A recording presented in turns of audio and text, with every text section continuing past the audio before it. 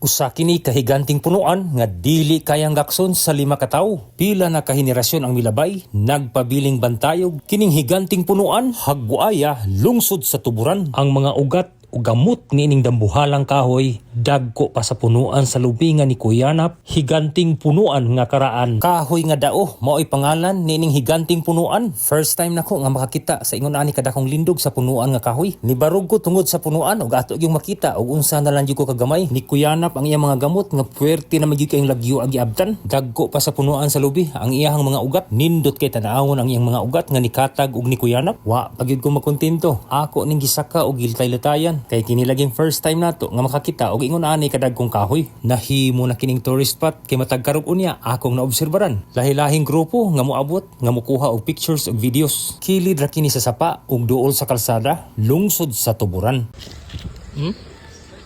Og unsa ka anindot sa maong mga gamot?